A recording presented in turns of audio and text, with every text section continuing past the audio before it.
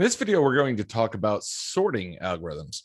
There's three sorting algorithms that we're going to talk about. One is called bubble sort, one is called selection sort, and the last one is called insertion sort. Now, these aren't the best sorting algorithms that we have available to us. It's just that these are the easiest ones to understand. We know that there is a built-in sort inside of a list for Python, but we want to actually know what is going on behind the scenes. That way there we can choose which one we're going to use and understand what complexities actually mean inside of the computer. So one of the things that we're going to do is look at what sorting actually means. So sorting is, if I give you a list, so let's take a look at this list right here. You can see we have a haystack. It's 5, 1, 2, 39. So sorting in this case just means to put it in sequential order. So it could mean something different for, say, like a class, if you had a list of classes or a list of strings. So a list of strings could be meaning putting it in alphabetical order. A list of classes could be sorting it in date order or something like that. As long as there's something that you can compare, that is how you are able to sort. So the first one we're going to talk is called about the first one we're going to talk about is called bubble sort. Now, bubble sort, B sort, I'll call it right here, takes a haystack and basically sorts it. Okay. Since lists are passed by reference, we don't really care. We don't have to return the haystack back. We can just sort it in place to see what's going on. So let's take a look at the algorithm of bubble sort. So bubble sort, go away. There we go.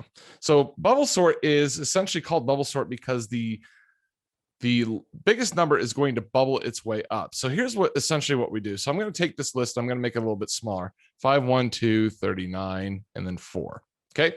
So these are our 5 elements that we have in there. So essentially what we're going to do is we're going to start right here. Okay. Then what we do is we compare the adjacent elements and we see if 5 is greater than 1 or if 1 is less than 5. So we know these are out of sorted order, so we swap them. So that becomes 1, 5, 2, 3, 9, 4. Okay, well, I'm getting confused with the 3, 9. That's 39. Okay, so now we have 1, 5, 2, 39, and 4. Okay, so we were at the 1, so we were at index 1, and now what we're going to do is move over to index 2. Okay. So now what we do is notice that we made a swap. So what we're going to do is keep track that, yes, we swapped. Okay. So swap is now equal to true. We swap. Now we look at the 2. Is it in sorted order? No, it's not. So we swap those as well. So it's going to give us 1, 2, 5, 39, and 4. Okay. So now we move over from the 3rd element over to the 4th element. And we compare 5 and 39. Well, those are in sorted order. 5 is indeed less than 39. So we don't do anything. We don't swap anything. And we move over to the 4. Okay. So now that we move it over to the 4, we see that 39 is bigger than 4. They're not in sorted order. So we do 1, 2, 5, 4, and 39. Okay. This is why it's called bubble sort. Notice that the largest element actually made its way to the end of the list. However, we're still not in sorted order. We have 1, 2, 5, 4, 39. Okay. So anytime we make a swap, we have to recheck the list when we're done. So we made a swap up here. We made a swap down here. So swap is equal to true. So what we're going to do is we're going to start right back where we were. We start here. We see that these are in sorted order. So we reset swap. So swap is now equal to false. We see that 1 is in sorted order, so we don't swap. We don't do anything. Swap is still equal to false. We move over to the 5. 2 is less than 5, so we don't do anything. We don't swap. It's all in sorted order.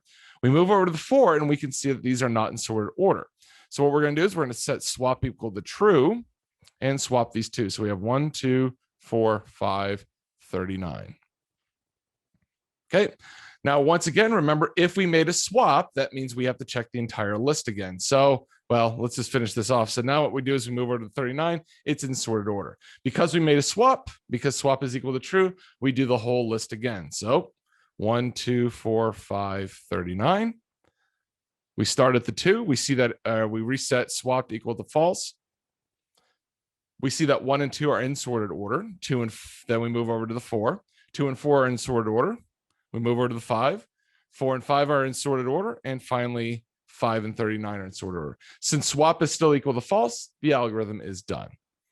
So every single iteration of the loop, you can see that on the first iteration, the last element is in sorted order. On the second iteration, the last two elements are in sorted order. So what we're going to do is we're going to actually reduce the size of the list by taking this into account, because there's no reason to check 39 again because we know it's in sorted order based on the algorithm.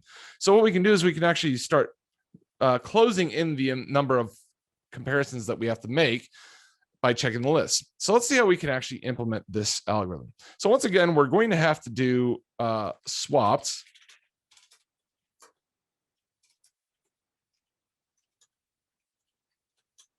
Okay, so on line 6, I set swapped equal to true just so that we can pass the while loops condition for the first time.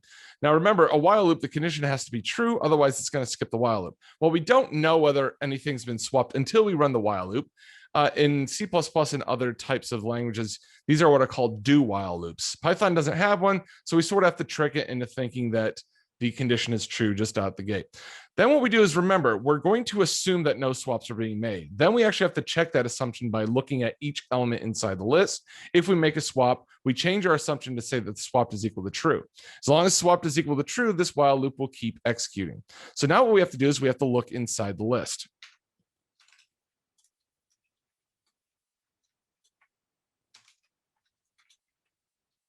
Okay, so remember, we start at 1 and not 0. Why? That way there we can compare two adjacent elements.